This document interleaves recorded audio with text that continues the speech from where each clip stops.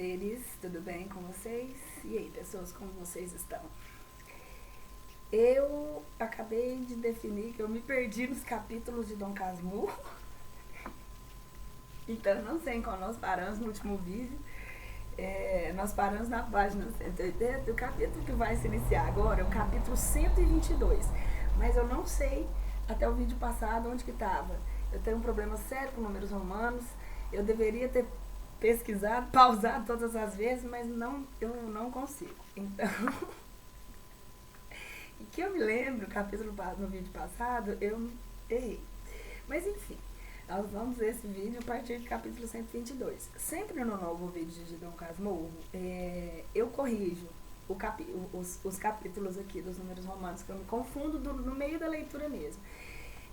Eu não posso denominar que isso é um problema, mas eu não consigo, tanto relógios analógicos quanto números romanos, eu nunca consegui fazer uma boa leitura disso. Então eu peço desculpas se você está corrigindo aí, a leitura tá melhor. Nesse Dom Casmurro eu tô que nem o Dom Quixote lutando contra os moinhos de vento. Mas vamos lá, então a gente tá no capítulo 122. E a gente, que é o título do capítulo é o debuxo e o colorido. Nem só os olhos, mas restantes feições, cara, o corpo, a pessoa inteira iam se apurando com o tempo. Eram como um debuxo primitivo que o artista vai enchendo e colorindo aos poucos, e a figura entra a ver, sorrir, palpitar, falar, quase até que a família pendura o quadro na parede em memória do que foi e já não pode ser. Aqui podia ser e era. O costume valeu muito contra o efeito da mudança, mas a mudança fez-se, não à maneira do teatro, fez-se como a manhã, que aponta vagarosa, primeiro que se possa ler uma carta, depois lê-se a carta na rua, em casa, no gabinete, sem abrir as janelas e a luz coada pelas persianas, basta distinguir as letras. Li a carta mal a princípio e não toda, depois fui lendo melhor, fugia-lhe, é certo, metia o papel no bolso, corria a casa e fechava-me. Não abria as vidraças, chegava a fechar os olhos. Quando novamente abria os olhos e a carta, e a letra era clara e a notícia claríssima. Escobar vinha assim surgindo da sepultura do seminário do Flamengo para sentar comigo à mesa e receber-me na escada, beijar-me no gabinete de manhã ou pedir-me à noite a bênção do costume. Todas essas ações eram repulsivas. Eu tolerava-as e praticava-as para não descobrir a mim mesmo e ao mundo. Mas o que pudesse dissimular ao mundo não podia fazê-lo a mim, que vivia mais perto de mim que ninguém. Quando nem mãe nem filho estavam comigo, o meu desespero era grande, e eu jurava matá-los a ambos, ora de golpe, ora devagar, para dividir pelo tempo da morte todos os minutos da vida embaraçada e agoniada. Quando, porém, tornava a casa e via no alto da escada a criaturinha que me queria e esperava, ficava desarmado e diferia o castigo de um dia para o outro. O que se passava em mim, Capitu, naqueles dias sombrios, não se notará aqui, por ser tão miúdo e repetido, e já tão tarde, que não poderá dizê-lo sem falha nem canseira, mas o principal irá. E o principal é que os nossos temporais eram agora contínuos e terríveis. Antes de descoberta aquela materra da verdade, tivemos outro de pouca dura. Não tardava que o céu fizesse azul, o sol claro e o mar chão, por onde abríamos novamente as velas que nos levavam às ilhas e às costas mais belas do universo, até que outro pé de vento desbaratava tudo, e nós, postos à capa, esperávamos outra bonança, que não era tardia nem dúbia, antes total, próxima e firme, revelava-me essas metáforas. Cheiram ao mar, é a maré, que deram morte ao meu amigo e com borso Escobar. Cheiram também aos olhos de ressaca de Capitu. Assim, posto sempre fosse o homem de terra, conto aquela parte da minha vida como um marujo que contaria o seu naufrágio. Já entre nós, só faltava dizer a palavra última. Nós líamos, porém, nos olhos um do outro, vibrante e decisiva, e sempre que Ezequiel vinha para nós, não fazia mais que separar-nos. Capitu propôs metê-lo num colégio de onde viesse só aos sábados. Custou muito ao menino aceitar essa situação. Quero ir com papai. Papai há de ir comigo, bradava ele. Fui eu mesmo que o levei um dia de manhã, uma segunda-feira, e no antigo Lago da Lapa, perto da nossa casa.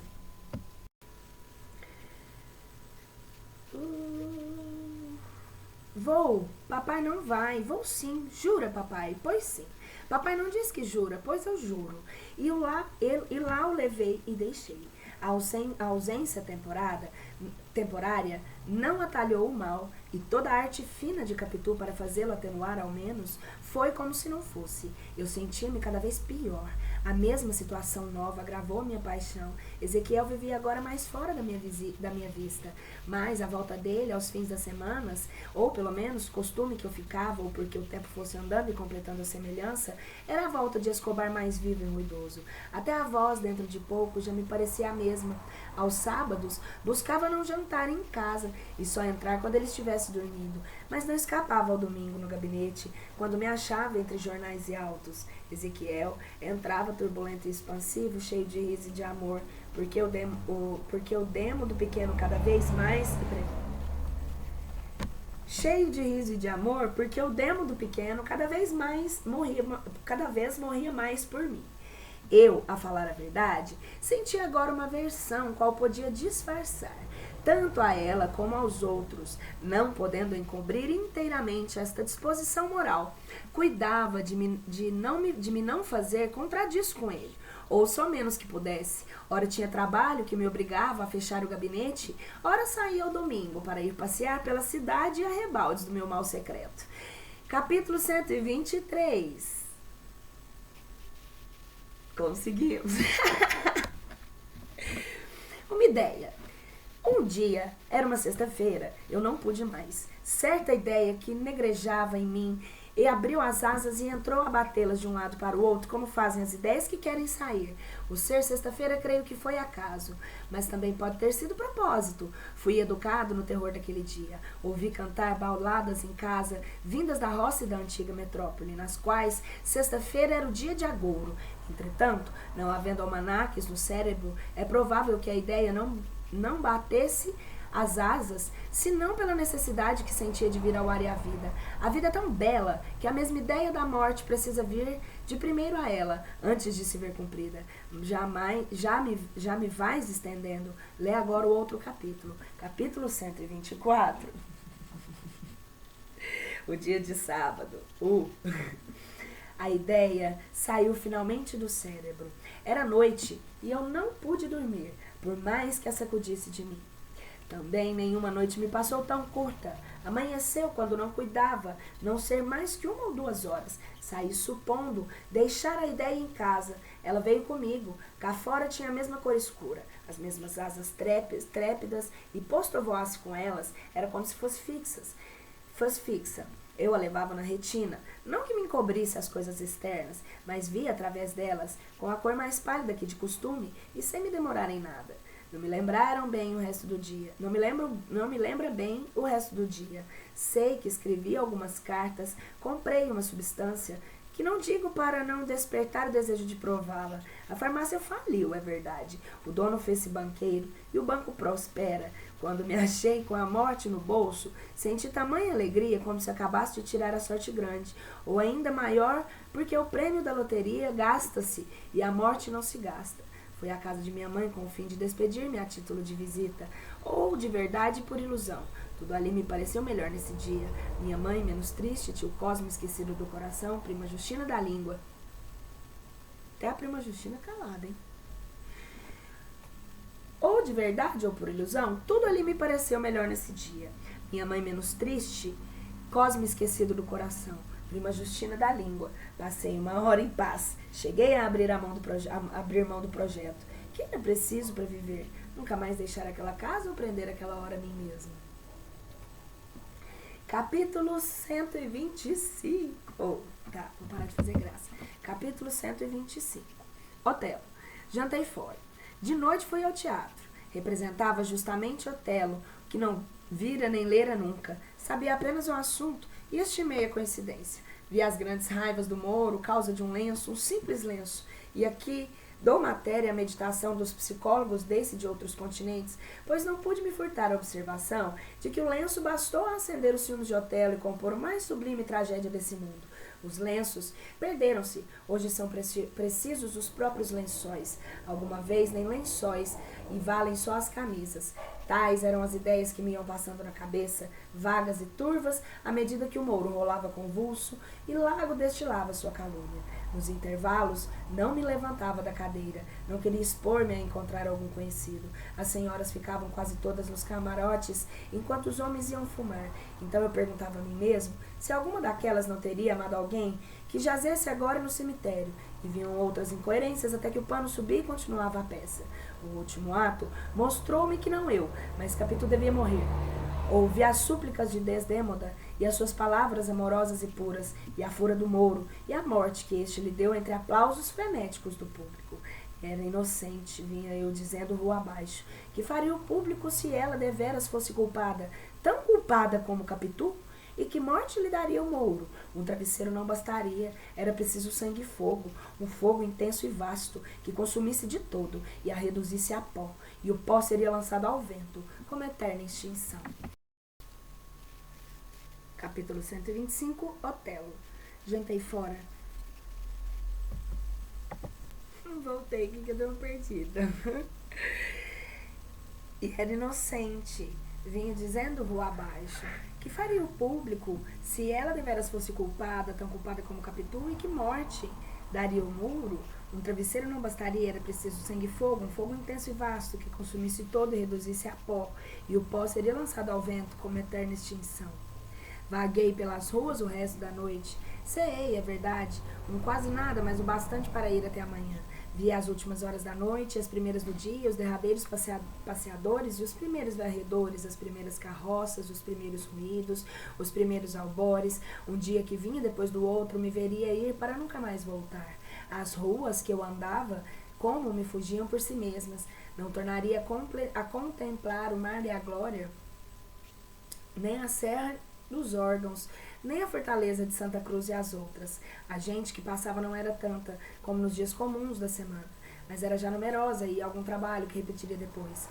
Eu é que não repetiria mais nada. Cheguei à casa, abri a porta devagarinho, subi pé ante pé, meti-me no gabinete. Iam dar 6 horas. Tirei o veneno do bolso, fiquei em mangas de camisa, escrevi ainda uma carta, a última dirigida a Capitu. Nenhuma das outras era para ela. Senti a necessidade de lhe dizer uma palavra em que ficasse o remorso da minha morte. Escrevi 2 textos. O primeiro, queimei-o por ser longo e difuso. O segundo continha só o necessário claro e breve. Não lembrava o nosso passado, nem as lutas ávidas, nem alegria alguma. Falava-lhe só de Escobar e da necessidade de morrer. Capítulo 126. A xícara de café. O meu plano foi esperar o café, dissolver nele a droga e ingeri-la. Até lá, não tendo esquecido de toda a minha história romana, lembrou-me que Catão, antes de se matar, leu e releu um livro de Platão. Não tinha Platão comigo, mas tomo um trucado de Plutarco, que era narrada a vida do célere romano. Bastou-me a ocupar aquele pouco tempo e para em tudo imitá-lo. Estirei-me no canapé. Não era só imitá-lo nisso, tinha necessidade de incutir em mim a coragem dele, assim como ele precisava dos sentimentos do filósofo intrepidamente morrer. Um dos males da ignorância é não ter este remédio à última hora. Há muita gente que se mata sem ele e nobremente expira, mas estou que muito mais gente poria termo aos seus dias se pudesse achar essa espécie de cocaína moral dos bons livros. Entretanto, querendo fugir a qualquer suspeita da imitação, lembra-me bem que, para não ser encontrado ao pé de mim o livro de Plutarco, nem ser dada notícia das gazetas com a cor das calças que eu não vestia, assenti de pô-lo novamente no seu lugar antes de beber o veneno. O copeiro trouxe o café. Ergui-me, guardei o livro e fui para a mesa onde ficara a xícara. Já a casa estava em rumores. Era tempo de acabar comigo. A mão tremeu-me ao abrir o papel que trazia a droga embrulhada. Ainda assim tive ânimo de despejar a substância na xícara e comecei a mexer o café. Os olhos vagos, a memória em desdémona inocente. O espetáculo da véspera vinha intrometer-se na realidade da manhã, mas a fotografia de Escobar deu-me o ânimo que ia faltando. Lá estava ele, como não nas costas de Caldeira, ao olhar ao longe. Acabemos isto, pensei.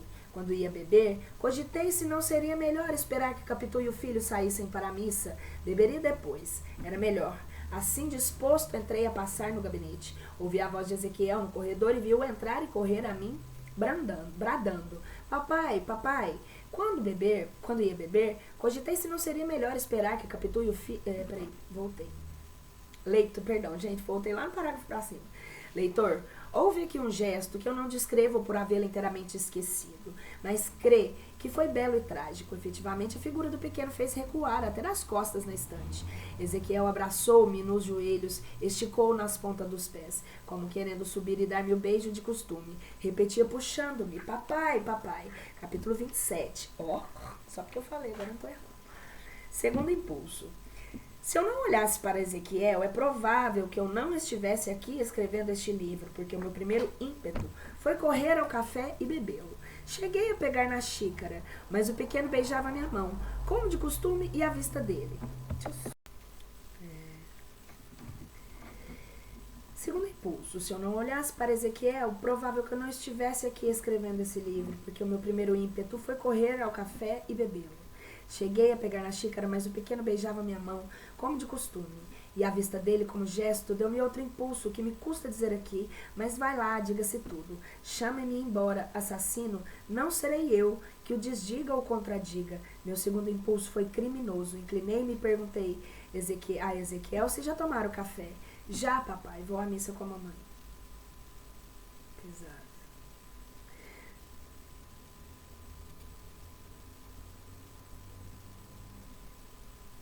Tomar outra xícara, meia xícara só. Papai. Eu mando vir mais, anda, bebe. Ezequiel abriu a boca. Cheguei-lhe a xícara, tão trêmulo que quase a entornei, mas disposto a fazê-la cair para a goela abaixo com um sabor que repugnasse ou a temperatura, porque o café estava firme. Mas não sei o que me senti, que me fez recuar. Pus a xícara em cima da mesa. Dei por mim a beijar doudamente a cabeça do menino. Papai, papai, exclamava Ezequiel. Não, não, eu não sou teu pai. Capítulo 28. Capitu que entra. Quando levantei a cabeça, dei como a figura de Capitu diante de mim. Eis aí outro lance que parecerá teatro, e é tão natural como o primeiro, uma vez que a mãe e o filho iam à missa e Capitu saía sem falar-me. Era falar um seco e breve. A maior parte das vezes eu nem olhava para ela. Ela olhava sempre esperando. Desta vez, ao dar com ela, não sei se era dos meus olhos, mas Capitu pareceu-me lívida. Seguiu-se um daqueles silêncios que, sem mentir, se pode chamar de um século. Tal é a extensão do tempo nas grandes crises. Capitu recompôs-se, disse ao filho que fosse embora e pediu-lhe que me explicasse. Não há o que explicar, disse eu. Há tudo. Não entendo as suas lágrimas, nem as de Ezequiel. Que houve entre vocês? Não ouviu o que lhe disse? Capitu respondeu que ouvira o choro e o rumor de palavras. Eu creio que ouvira tudo claramente, mas confessá-lo seria perder a esperança do silêncio e da reconciliação. Por isso negou a audiência e confirmou unicamente a vista. Sem lhe contar o episódio do café, repeti-lhe as palavras do final do capítulo. O que perguntou ela, como se ouvira mal, que não é meu filho.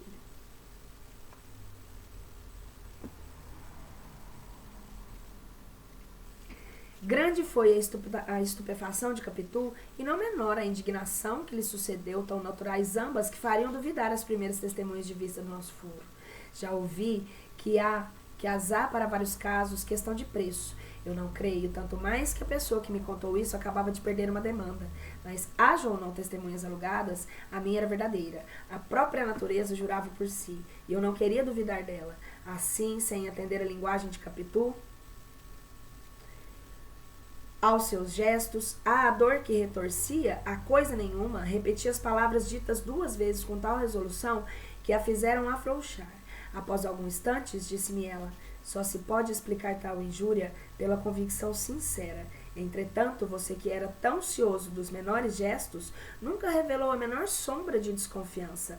Quem é que lhe deu tal ideia? Diga. Continuou vendo que eu não respondia nada. Diga tudo. Depois do que ouvi, posso ouvir o resto. Não pode ser muito. Que é que lhe deu agora tal convicção? Ande, Bentinho, fale, despeça-me daqui, mas diga-me tu primeiro. Há coisas que não se dizem só a metade, mas já que disse metade, diga tudo. Tinha-se sentado numa cadeira ao pé da mesa. Podia estar um pouco confusa, o porte não era de acusada. Pedi-lhe ainda uma vez que não teimasse. Não, Bentinho, ou conte o resto para que eu me defenda, se você acha que tenho defesa, ou peço-lhe que desde já a nossa separação. Não posso mais. A separação é coisa decidida, redarguei, pegando-lhe na proposta. Era melhor que a fizéssemos por meias palavras ou em silêncio. Cada um iria com a sua ferida. Uma vez, porém, que a senhora insiste, aqui vai o que posso lhe dizer e é tudo. Não disse tudo. Mal pude aplaudir os amores de Escobar. Mal pude aludir aos amores de Escobar, sem proferir-lhe o nome. Capitu não pôde deixar de rir, de um riso que eu sinto não poder transcrever aqui, depois de um tom juntamente irônico e melancólico, pois até os defuntos, nem os mortos escapam aos seus ciúmes. Consertou a capinha e ergueu-se. Suspirou. Creio que suspirou enquanto eu, que não pedia outra coisa, mais que a plena justificação dela, disse-lhe não sei as palavras adequadas a este fim. Capitu olhou para mim com desdém e murmurou.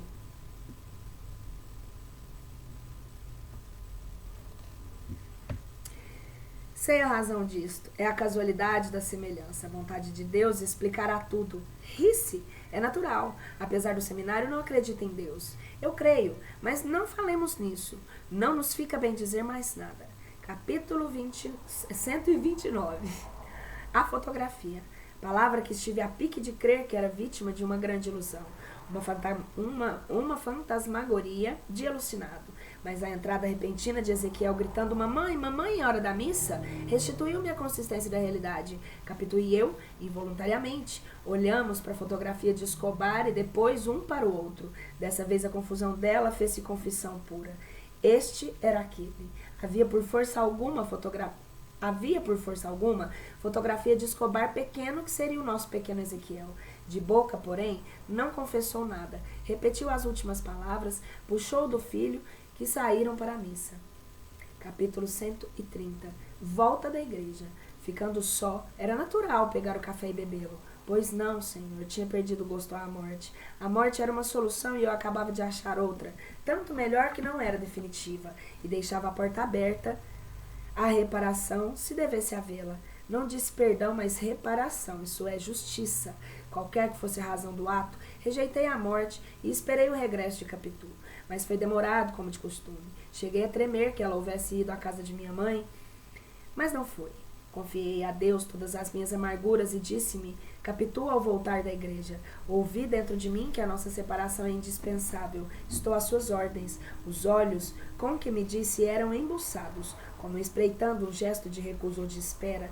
Contava com a minha debilidade, com a própria certeza que eu podia estar da paternidade do outro, mas falhou tudo. Acaso haveria em mim um homem novo, que apareceria agora desde que impressões novas e fortes o descobriram? Neste caso, era um homem apenas. Um homem apenas encoberto. Respondi-lhe que ia pensar e faríamos o que eu pensasse. Em verdade, eu vos digo que estava tudo pensado e feito. No intervalo, evocara as palavras do finado Gurgel quando me mostrou na casa dele o retrato da mulher, parecido com Capitu. Hás de lembrar-te delas, se não, relê o capítulo, cujo número não ponho aqui para não me lembrar já qual seja. Se eu me perdi, se o autor se perdeu, imagina eu. Mas não fica longe. Reduzem-se a dizer que tais semelhanças inexplicáveis.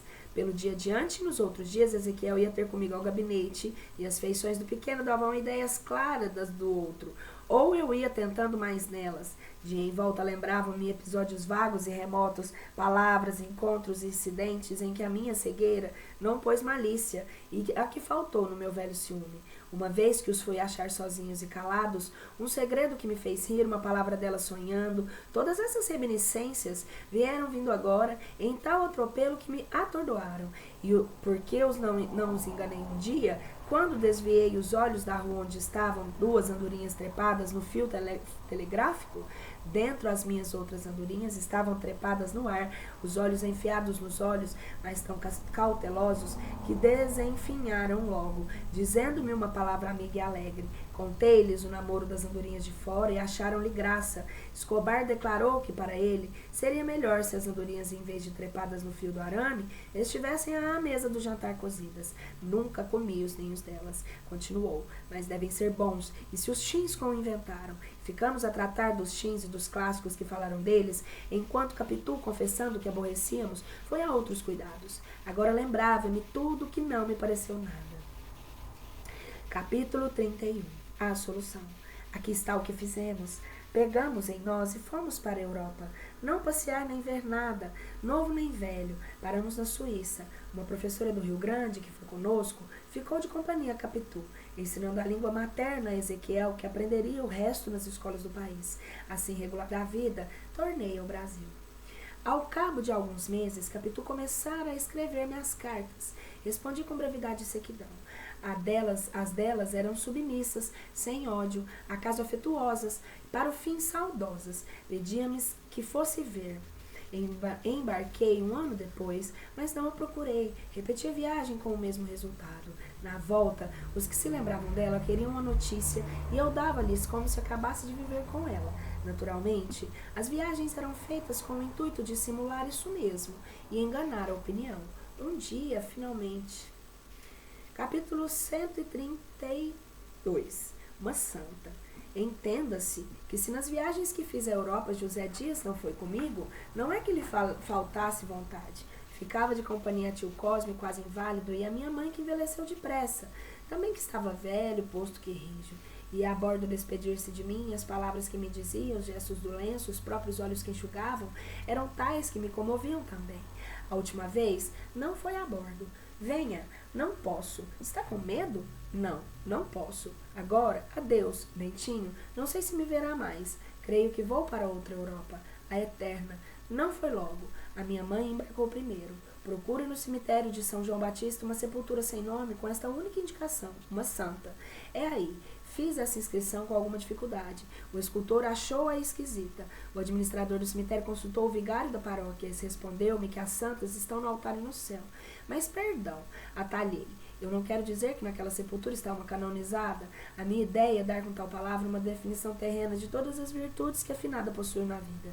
Tanto é assim que, sendo a modéstia uma delas, desejo conservá-la póstuma, não lhe escrevendo o nome. Todavia o nome, a filiação, as datas. Quem importará com as datas, filiação nem nomes depois que eu acabar? Que quer dizer que era uma santa senhora, não? Justamente. O protonatário Cabral, se fosse vivo, confirmaria aqui o que lhe digo. Nem eu contesto a verdade, hesito só na fórmula. Conheceu então o protonatário? Conheci-o. Era um padre modelo, canonista, bem latinista, pio e caridoso, continuou o vigário. Possuía algumas prendas da sociedade, disse eu. Lá em casa sempre ouvi que era um insigne parceiro ao gamão. Tinha muito bom dado, suspirou lentamente o vigário, um dado de mestre. Então parece-lhe, uma vez que não lhe deu outro sentido nem podia havê-lo, sim, senhor, admite-se. José Dias assistiu a essas diligências com grande melancolia. No fim, quando saímos, disse mal do padre, chamou-lhe meticuloso. Só lhe achava desculpa por não ter conhecido minha mãe. Nem ele, nem os outros homens do cemitério. Não a conheceram. Se a conhecesse, mandariam esculpir Santíssima. Capítulo 33. O último superlativo. Não foi o último superlativo de José Dias. Outros teve que não vale a pena escrever aqui. Até que veio o último, o melhor deles, o mais doce, o que lhe fez morte um pedaço de vida. Já então morava comigo. Posto que minha mãe lhe deixasse uma pequena lembrança, veio dizer-me com o delegado ou sem ele, não se separaria de mim. Talvez a esperança dele fosse enterrar-me. Correspondia-se com Capitu, a quem pedia que lhe mandasse o retrato de Ezequiel. Mas Capitu ia adiando a remessa de correio a correio, até que não lhe pediu mais nada, a não ser o coração do jovem estudante. Pedi-lhe também que não deixasse de falar a Ezequiel, no velho amigo do pai e avô, destinado pelo céu a amar o mesmo sangue. Era assim que ele preparava os cuidados da terceira geração. Mas a morte veio antes de Ezequiel. A doença foi rápida e mandei chamar um médico homeopata. Não, Bentinho, disse ele, basta um alopata. Em todas as escolas se morre. Demais foram ideias da mocidade que o tempo levou. Converto-me à fé dos meus pais. A alopatia ao catolicismo da medicina. Morreu sereno após uma agonia curta. Pouco antes, ouviu que o céu estava lindo e pediu que abríssemos a janela. Não, o ar pode lhe fazer mal. Que mal? Ar é vida. Abrimos a janela. Realmente estava um céu azul e claro. José Dias só ergueu-se e olhou para fora. Após alguns instantes, deixou cair a cabeça murmurando lindíssimo. Foi a última palavra que proferiu neste mundo. Pobre José Dias, por que hei de negar que chorei por ele? Capítulo 124. É, né? Ou 134? Ai, já me perdi. 134, né? 134. Uma pergunta tardia. Assim chorem por mim todos os olhos de amigos e amigas que deixo neste mundo. Mas não é provável. Tenho me feito esquecer. Moro longe e saio pouco. Não é que haja definitivamente ligado duas pontas da vida. Essa casa do engenho novo, conquanto reproduz a mata-cavalos, apenas me lembra aquela. E mais por efeito da comparação e de reflexão de sentimento. Já disse isso mesmo.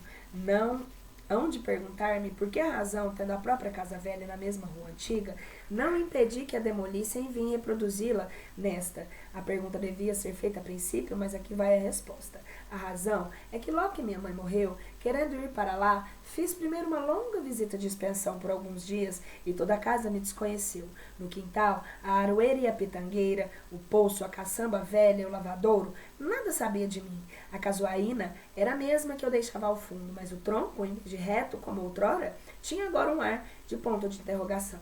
Naturalmente pasmava do intruso. Corria os olhos ao ar, buscando algum pensamento que ele deixasse. Não achei nenhum. Ao contrário, a ramagem começou a sussurrar alguma coisa que não entendi logo. E parece que era a cantiga das manhãs novas. Ao pé dessa música sonora e jovial, ouvi também o grunhir dos porcos, espécie de troça concentrada e filosófica. Tudo era estranho e adverso. Deixei que demolissem a casa e mais tarde, quando vim para o engenho novo, lembrou-me fazer essa reprodução, por explicações que dei ao arquiteto segundo contei em tempo. O regresso. Ora, foi já nesta casa que um dia, estando a vestir-me para almoçar, recebi um cartão com este nome, Ezequiel A. de Santiago. A pessoa está aí? Perguntei ao criado. Sim, senhor. Ficou esperando. Não fui logo. Logo, fui-lo esperar uns 10 ou 15 minutos na sala. Só depois é que me lembrou de que cumpria ter certo alvoroço e correr a abraçá-lo e falar-lhe à mãe. A mãe, creio que ainda não disse que estava morta. Capítulo 135, viu, gente? Eu acho que... A mãe creio que estava morta, enterrada. Estava, lá repousa na vela suíça. Acabei de vestir-me às pressas. Quando saí do quarto, tomei ares de pai, um pai entre manso e crespo, metade Dom Casmurro. Ao entrar na sala, dei com um rapaz de costas, mirando o busto da maçaniça, pintando na parede. Vim cauteloso e não fiz rumor. Não obstante, ouviu-me os passos e voltou-se depressa. Conheceu-me pelos retratos e correu a mim. Não mexi. Era nem mais nem menos meu antigo jovem companheiro de seminário de São José, um pouco mais baixo, menos cheio de corpo, salvo as cores que eram vivas, o mesmo rosto do meu amigo. Trajava-a moderna e naturalmente, as maneiras eram diferentes, mas o aspecto geral reproduzia a pessoa morta. Era o próprio, o exato e verdadeiro Escobar. Era o meu comborço. Era o filho de seu pai. Vestia luto pela mãe. Eu também estava de preto. Sentamo-nos. Papai, não faz diferença dos últimos retratos, disse-me ele. A voz era a mesma de Escobar. O sotaque era afrancesado. Expliquei-lhe que realmente pouco diferia do que era, e comecei o interrogatório para ter menos que falar e dominar assim a minha emoção. Mas isso mesmo dava animação à cara dele, e o meu colega do seminário ia ressurgindo cada vez mais do cemitério. Ei-lo aqui diante de mim com igual e maior respeito. Total, o mesmo obséquio e a mesma graça. Ansiava por ver-me. A mãe falava muito em mim, louvando-me extraordinariamente como o homem mais puro do mundo, o mais digno de ser querido. Morreu bonita, concluiu. Vamos almoçar. Se pensas que o almoço foi amargo, enganaste. Teve os seus minutos de aborrecimento, é verdade. A princípio doeu-me que Ezequiel não fosse realmente meu filho. que me não completasse e continuasse. Se o rapaz tem saído a mãe, eu acabava crendo tudo, tanto mais facilmente quanto se ele parecia haver me deixado na véspera. Evocava a meninice, cenas e palavras a ideia para o colégio. Papai ainda se lembra quando me levou para o colégio? Perguntou rindo. Pois não hei de lembrar-me? Era na Lapa. Eu ia desesperado e o papai não separava. Dava-me a cada puxão eu com as minhas perninhas. Sim, senhor, aceito. Estendeu o copo ao vinho que eu lhe oferecia. Bebeu um gole e continuou a comer. Escobar comia assim também, com a cara metida no prato. Contou-me a vida na Europa, os estudos e particularmente os de arqueologia que eram sua paixão. Falava da antiguidade com amor, contava o Egito e seus milhares de séculos, sem se perder nos algarismos. Tinha a cabeça aritmética do pai. Eu, posto que a ideia da paternidade do outro me estivesse já familiar, não gostava da ressurreição. Às vezes, fechava os olhos para não ver gestos nem nada, mas o diabrete falava e ria, e o defunto falava e ria por ele. Não havendo remédio, se não ficar com ele, fiz-me pai deveras. A ideia de que pudesse ter visto alguma fotografia de Escobar, que Capitu por descuido levasse consigo, não me acudiu, nem se acudisse persistiria. Ezequiel cria em mim como na mãe. Se fosse vivo, José Dias acharia nele a minha própria pessoa. Prima Justina quis vê-lo, mas estando enferma, pediu-me que o levasse lá. Conhecia aquela parenta. Creio que o desejo de ver Ezequiel era para o fim de verificar-se no moço o debuxo que porventura houvesse achado no menino. Seria um regalo último. Atalhei-o a tempo. Está muito mal, disse Ezequiel, que queria ir vê-la. Qualquer emoção pode trazê-la à morte. Iremos vê-la quando ficar melhor. Não fomos. A morte levou-a dentro de poucos dias. Ela descansa no Senhor como quer que seja. Ezequiel viu-lhe a cara no caixão e não a conheceu, nem podia, tão outra fizera os anos e a morte. No caminho para o cemitério, iam-lhe lembrando uma porção de coisas, alguma rua, alguma torre, um trecho de praia, era toda alegria. Assim, acontecia simples que voltava para casa ao fim do dia. Contava-me as recordações que iam recebendo das ruas e das casas. Admirava-se que muitas dessas fossem as mesmas que ele deixara, como se as casas morressem meninas. Ao cabo de 6 meses, Ezequiel falou-me uma viagem à Grécia, ao Egito e à Palestina, viagem científica, promessa feita a alguns amigos. De que sexo? Perguntei rindo. Sorriu vexado e respondeu-lhe que algumas mulheres eram criaturas tão da moda e do dia que nunca haviam de entender uma ruína de 30 séculos. Eram 2 colegas da universidade. Prometi-lhe recursos e dei-lhe logo os primeiros dinheiros precisos. Comigo disse que uma das consequências dos atores furtivos do pai era pagar eu e as arqueologias do filho. Antes lhe pagasse a lepra. Quando essa ideia me atravessou o cérebro, senti-me tão cruel e perverso que pequei no rapaz e quis apertá-lo ao coração, mas recuei. Encarei-o depois como se faz um filho de verdade. Os olhos que ele me deitou foram ternos e agradecidos. Capítulo 136. Não houve lepra, mas há febres por todas essas terras humanas, sejam velhas ou novas. 11 meses depois, Ezequiel morreu de uma febre tifoide e foi enterrado nas imediações de Jerusalém, onde os 2 amigos da universidade lhe levantaram um túmulo com essa inscrição tirada do profeta Ezequiel em grego: Tu eras perfeito nos teus caminhos. Mandaram-me ambos os textos, grego e latino, o desenho da sepultura, a conta das despesas e o resto do dinheiro que ele levava. Pagaria o triplo para não tornar a vê-lo. Como quisesse verificar o texto, consultei a minha vulgata e achei que era exato, mas tinha ainda um complemento. Tu eras perfeito nos teus caminhos desde o dia da tua criação. Parei e perguntei calado: quando seria o dia da criação de Ezequiel? Ninguém me respondeu. Eis aí mais um mistério para juntar aos tantos deste mundo. Apesar de tudo, jantei bem e fui ao teatro. Capítulo 137. A exposição retrospectiva. Já sabes que a minha alma, por mais lacerada que tenha sido, não ficou aí para um canto como uma flor lívida e solidária. Não lhe dei essa cor ou descor. Vivi o melhor que pude, sem me falhar em amigas que me desconsolassem da primeira. Caprichos de pouca dura, é verdade. Elas é que me deixavam com as pessoas que assistem a uma exposição retrospectiva, e ou se fartaram de vê-la, ou a luz da sala esmorecesse.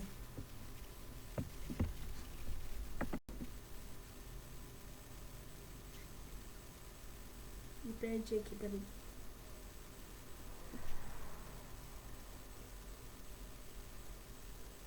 Capítulo 138. E bem, e o resto?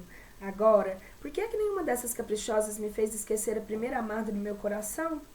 Talvez porque nenhuma tinha os olhos de ressaca, nem os de cigana oblíqua e dissimulada. Mas não é este propriamente o resto do livro. O resto é saber se Capitu da Praia da Glória já estava dentro da de Mata-Cavalos ou se foi mudada naquela por efeito de algum caso incidente. Jesus, filho de Sirache, se soubesse dos meus primeiros ciúmes, dir-me-ia, como no seu capítulo 9, em versículo 1, não tenha ciúmes de tua mulher para que ela não se meta a enganar-te com a malícia que aprender de ti. Mas eu creio que não, e tu concordarás comigo. Se lembras bem de Capitu menina, hás de conhecer que uma estava dentro da outra como a fruta dentro da casca.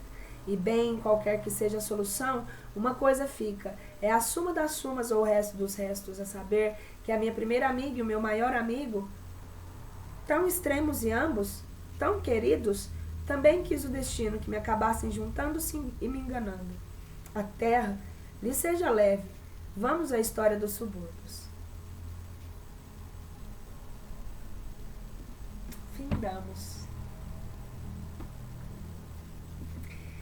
E aí, traiu ou não traiu? Essa pergunta eu nunca... Gente, que tenso, né?